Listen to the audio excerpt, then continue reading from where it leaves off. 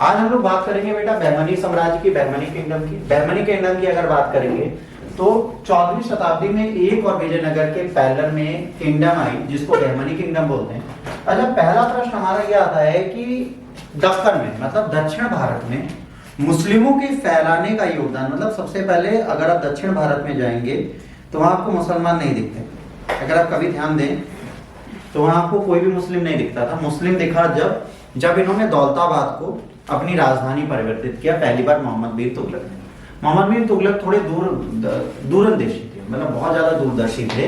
उनको ये लगा कि भाई यदि हम दक्षिण भारत को सुरक्षित रखना चाहते हैं, अगर उनके राज्य को देखोगे तो राज्यवंश में पश्चिम से ज्यादा दक्षिणी भाग उन्होंने जीता, तो वो ये चाहते थे कि दक्षिण भारत को हम सुरक्षित कब रख पाएंगे, जब हम दक्षिण भारत में एक राजधानी बनाएंगे।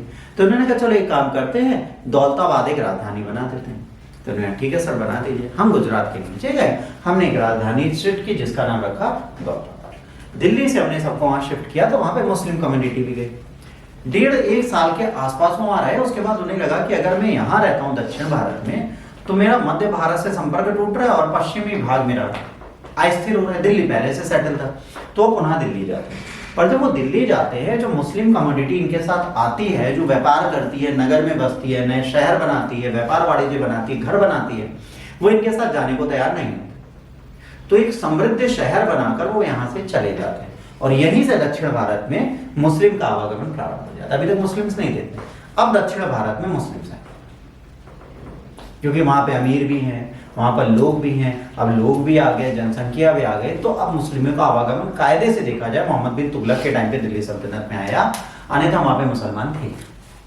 ठीक, अब बात होती है 14वीं शताब्दी में एक किंगडम बनी दक्षिणी भारत में जिसको बहमनी किंगडम के नाम से या सल्तनत के नाम से जाना जाता है ना। और ये दक्कन क्षेत्र में दिल्ली सल्तनत के प्रशासनिक शासन का एक हिस्सा था, प्रांतीय प्रशासन का एक हिस्सा था।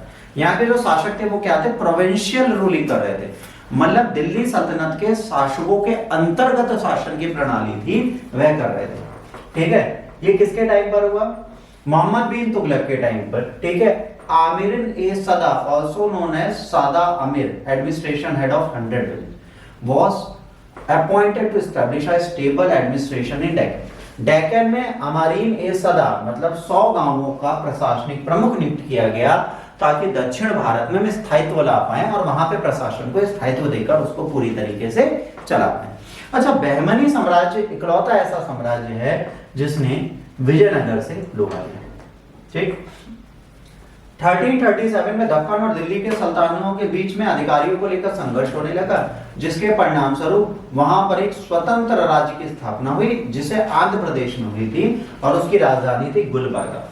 ध्यान से समझना, सबसे पहले स्थापना हुई क्या 1337 में, जब अधिकारियों को लेकर द्वंद्व होने लगा तो आंध्र प्रदेश में गुलबर्गा नाम से एक राजवंश की स्थापना हो। ठीक है, इसके फाउंडर थे हसन गंगू, जिन्होंने अलाउद्दीन हसन गंगू का टाइटल लिया। ठीक है, मैथिकल हीरो ईरान के थे, है ना, जो एक डिसेंट थे, मैथिकल हीरो थे। बहमन और किंगडम का नेम इन्होंने बहमनी सल्तनत रखा। अब देखिए, हसन गंगू अलाउद्दीन खिलजी, हसन गंगू की उपाधि धारण की क्योंकि वो ईरान के पौराणिक नायक बहमन शाह के वंशज थे। किसके थे, बहमन शाह के वंशज थे। एक शासक थे बहमन, उनके वंशज थे। तो इन्होंने क्या किया, इस राजवंश का नाम ही क्या रख दिया, बहमनी। बहमनी राजवंश इन्होंने इसका नाम रख दिया और इस तरीके से बहमनी बन गया। बाद में जो इसके सल्तनत थे उन्होंने अन्य क्षेत्रों पर भी नियंत्रण किया, जिसमें इंपॉर्टेंट था क्या, दभोल और जो पश्चिम तट का एक महत्वपूर्ण बंदरगाह था। वेस्टर्न प्रोविंस में जब आप जाओगे तो एक बहौल नाम का प्लेस था जो बहुत बड़ा बंदरगाह था। जैसे विजयनगर के पास अपने बंदरगाह, इनके पास एक बंदरगाह है। याद रखिए, दक्षिण भारत में यदि आपके कंट्रोल में बंदरगाह नहीं तो प्रशासन ठीक नहीं चला सकता, क्योंकि आपको व्यापार करने के लिए लैंड नहीं चाहिए। लैंड में तो दिल्ली सल्तनत बैठेगी, आपको समुद्र चाहिए तो समुद्र में दिल्ली सल्तनत कब्जा। तो इन्होंने कहा चलो बंदरगाह मिल गया। इसके बाद अलाउद्दीन हसन बहमन शाह जो पहले शासक फाउंडर थे, इनका ओरिजिनल नेम हसन गंगू है। ठीक है, ये कौन थे, याद है अगर कभी पूछा जाए बहमनी किंगडम के संस्थापक कौन थे, अफगानी थे। कौन थे, अफगान। ठीक है, ये मूल रूप से कहां से थे, अफगान थे, है ना। मिलिट्री कॉन्फ्लिक्ट्स हुआ था विजयनगर और बहमनी किंगडम का, जो रेगुलर फीचर है जब तक ये दोनों राजवंश चलेंगे।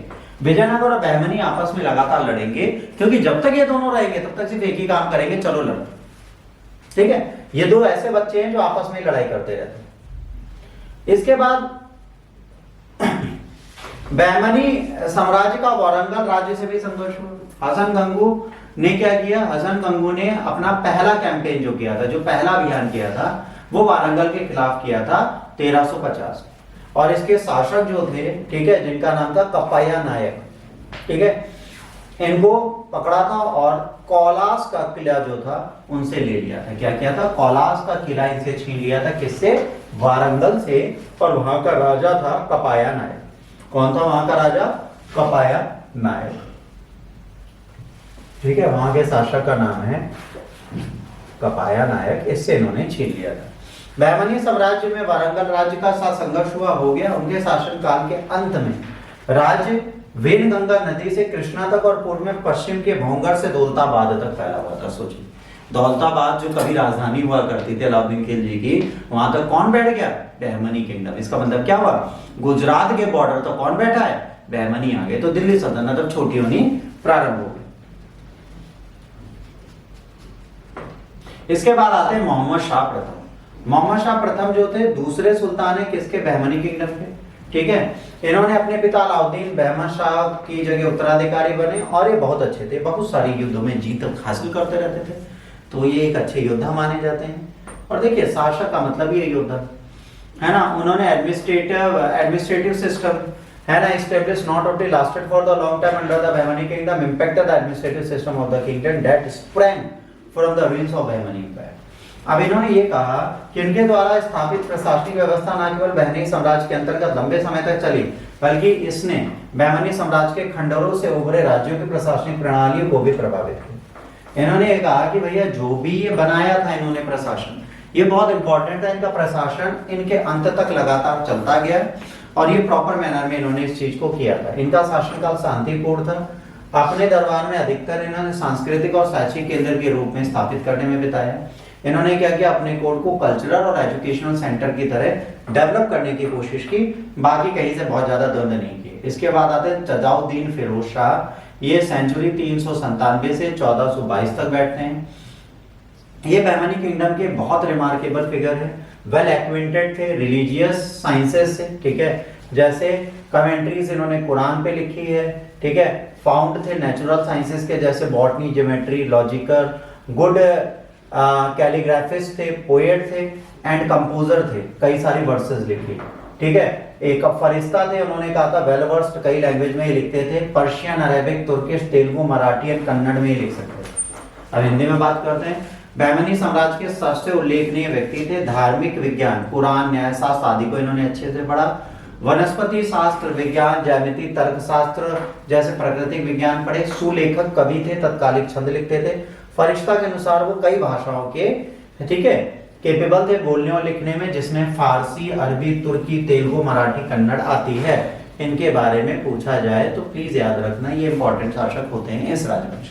ठीक, इन्होंने क्या किया बेटा, इन्होंने अपना एक्सपेंशन स्टार्ट किया, ठीक है। कहां पे, पहले बेरार को हटाया, ठीक है, गोंडा राज्य में, और उसके बाद नरसिंह राय को हराया हरेल में, है ना। राय ने इनको ह्यूज अमाउंट का गोल्ड सिल्वर दिया और वैल्यूबल दिए और अपनी बेटी भी इनको शादी में दे दी। खेरल के गोंड के राजा नरसिंह राय को हराकर बरार और बहमनी का विस्तार स्टार्ट किया। राय जो थे उन्होंने बड़ी मात्रा में इन्हें सोना चांदी दिया और अपनी बेटी का विवाह भी कर दिया। Most remarkable step Firoz Shah Bahmani का था, क्या इन्होंने क्या किया, introduction of Hindus in his administration, है ना, पर्टिकुलरली रेवेन्यू एडमिनिस्ट्रेशन। इन्होंने क्या किया, राजस्व में हिंदुओं को रखना स्टार्ट कर दिया। विजयनगर हिंदू मुस्लिम दोनों को रख रही है। ये पहले शासक हैं जिन्होंने हिंदुओं को अपने शासनकाल में रखना प्रारंभ, ठीक।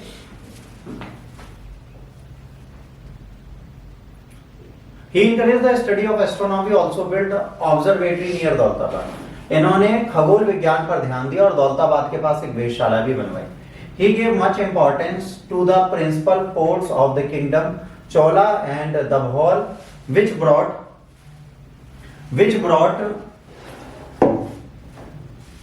in luxury items from all part of the world। उन्होंने अपने राज्य के प्रमुख बंदरगाहों, ठीक है, चोल और दबोल्स को बहुत महत्व दिया, जो दुनिया के सभी हिस्सों से विलासिता की वस्तुओं को लाते थे।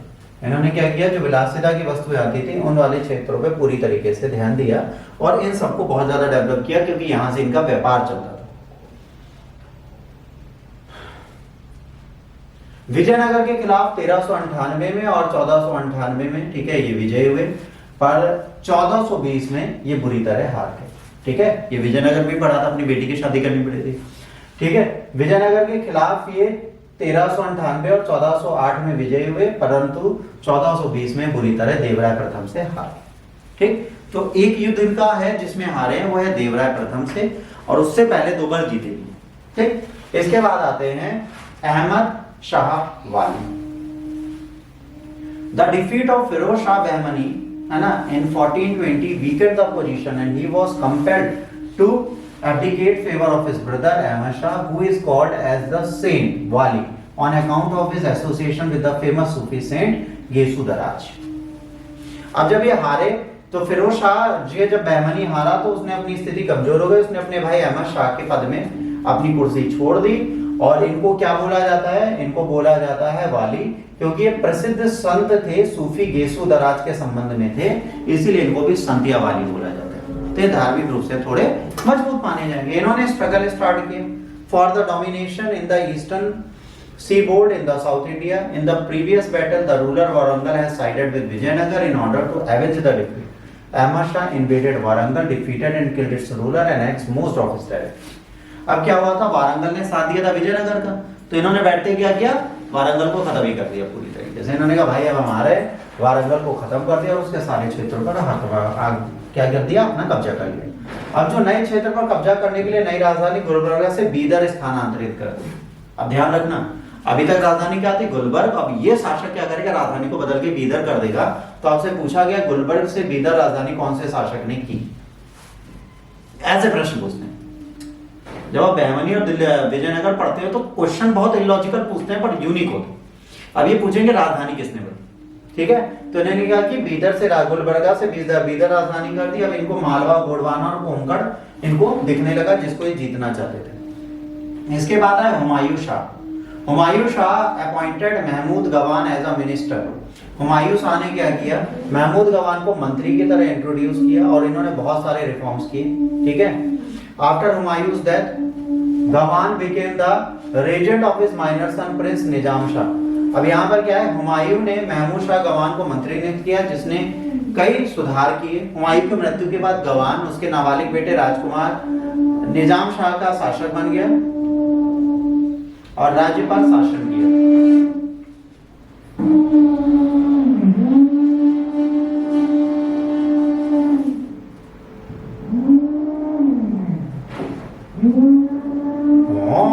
यही चलेगा। हालांकि युवा सुल्तान की मृत्यु हो गई और 1463 में उसका भाई मोहम्मद शाह साकिब 9 वर्ष का था, वो उत्तराधिकारी बना। महमूद गवान उनके प्रधानमंत्री के रूप में कार्य किया। महमूद गवान के कारण ही मोहम्मद शाह ठंड के शासनकाल के दौरान बहमनी साम्राज्य अपने चरमोत्कर्ष पर था। अब सब जो महमूद गवान 2 शासकों को कंट्रोल कर रहा है, तो वो शासक तो खुद भी बनना चाहेगा ना।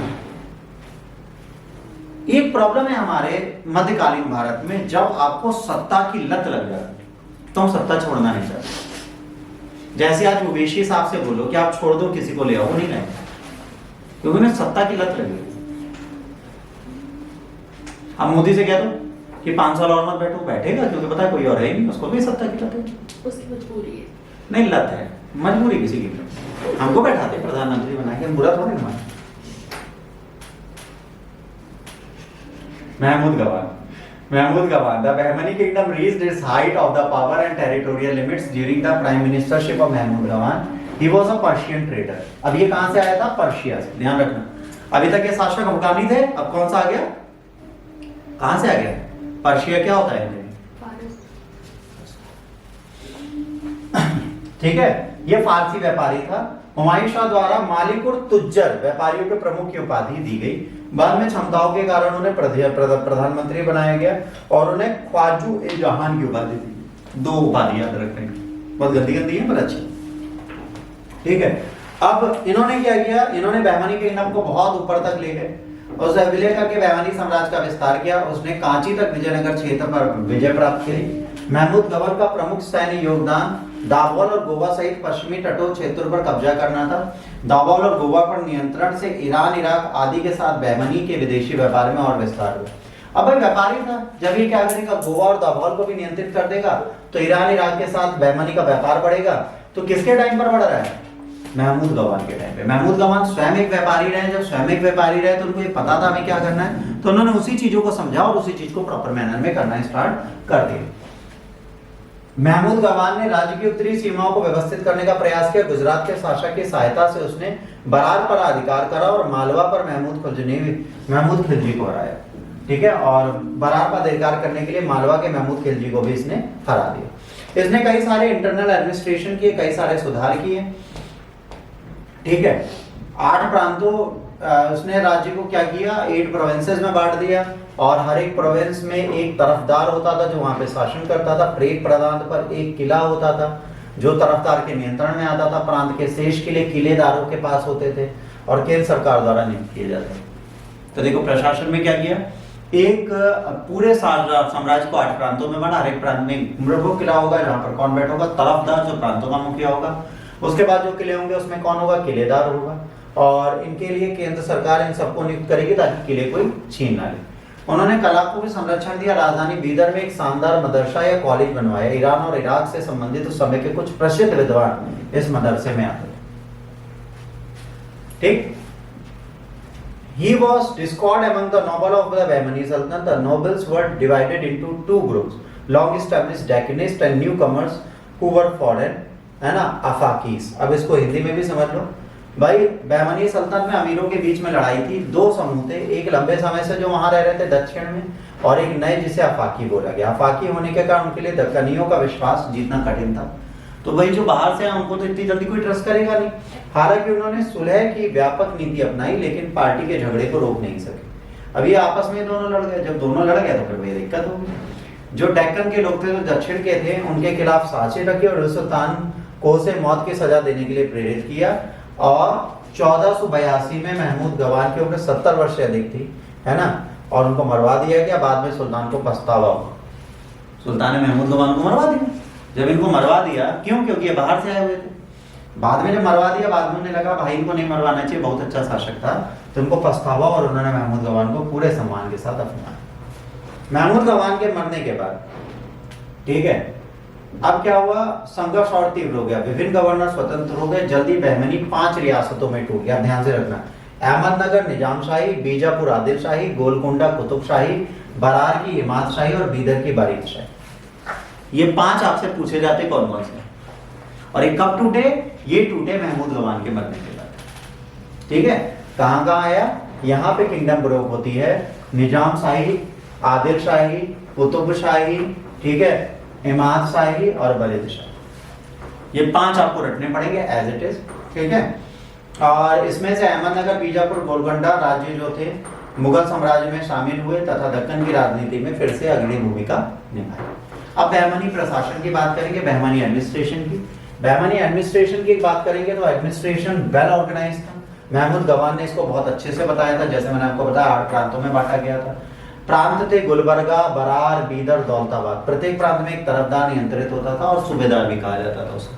ठीक है, अब प्रत्येक प्रांत में तरफदारों के अधिकार क्षेत्र से अलग भूमि की एक पूरी की पूरी श्रृंखला थी जिसे खालसा बोला जाता था, निर्धारित की गई थी। इसका उपयोग राजा और शाही घराने अपने खर्चों को पूरा करने के लिए करते थे।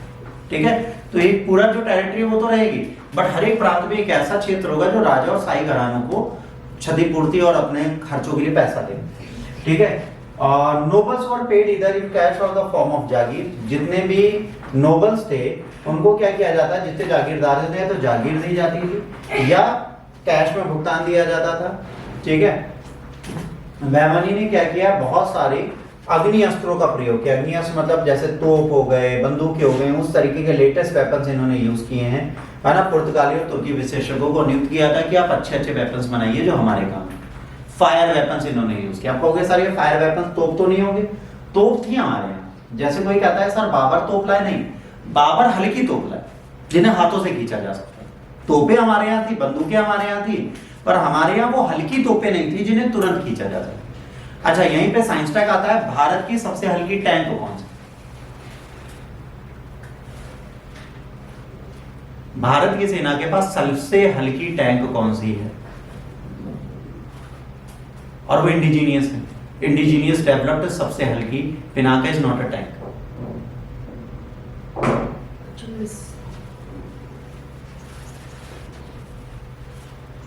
चलो कमेंट बॉक्स में बताना यूट्यूबर्स, और आप लोग मैसेज करके भी बताना। अब फॉर द मिलिट्री सपोर्ट बहरीनी रूलर डिपेंड करते थे आमिर्स पर, है ना। ये ग्रुप थे डेकनीस और बाहर वाले मुस्लिम्स आफिक्स के साथ। तो ये लोग क्या करते थे, इन पे डिपेंडेंट थे, इन्हीं से वो सेना का पूरा काम करते थे।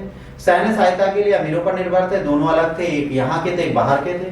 तो इन दोनों ग्रुप्स में हमेशा संघर्ष होता रहता था। इनके आंतरिक झगड़ों के कारण ही बहमनी सल्तनत खत्म हो। कहा जाता है इन दोनों में अगर गवान को ये ना मार देते तो शायद इनका साम्राज्य चलता है। इसके साथ होता है हमारा बहमनी सल्तनत समाप्त बच्चों। अब आपको जो भी डाउट है आप लोग पूछना करें। स्टार्ट।